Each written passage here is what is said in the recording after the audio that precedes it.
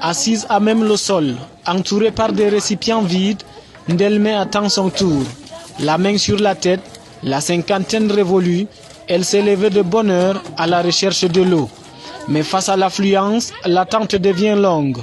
À quelques mètres de là, Sophie est couchée au sol. En plein sommeil, au milieu des bidons, elle se lasse de la longue et folle attente. Ici à Katamsa, localité de l'arrondissement de Mokolo, département du Mayo-Tchanaga, c'est le casse-tête quotidien de la population. Derrière les collines que vous voyez là, ce sont des villages. Partout il y a des villages. Toutes ces populations viennent ici se ravitailler en eau. Nos épouses quittent la maison très tôt pour rentrer très tard dans la soirée. C'est très difficile de se procurer de l'eau ici. Dans cette bourgade peuplée d'environ 1000 âmes, un seul point d'eau est fonctionnel. La forte demande oblige la population, surtout la gente féminine, à passer des journées entières en attente du précieux liquide. Sous un soleil de plomb, femmes et enfants font le pied de grue.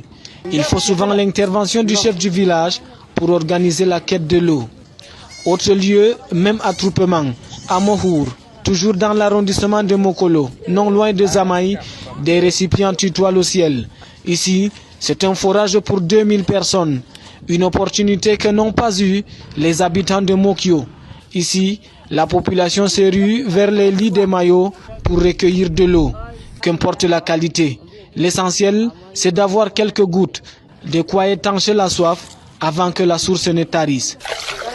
Cette eau boueuse n'est pas usée, détrompez-vous. C'est une eau potable aux yeux des populations de Wolordé. Chez nous ici, il n'y a pas de l'eau. Nous buvons seulement l'eau du marigot comme ça. Donc nous nous sauverons seulement au village comme ça. Parfois nous creusons 6 mètres pendant le moment pluvieux. En profondeur, nous ne trouvons pas d'eau. Les conséquences sont fâcheuses pour ces derniers. Beaucoup des enfants tombent malades à cause de ces eaux que nous buvons. Souvent, ils ont mal au ventre. Dans cette partie du pays, l'eau a cessé d'être une nécessité. Désormais, l'eau est un luxe.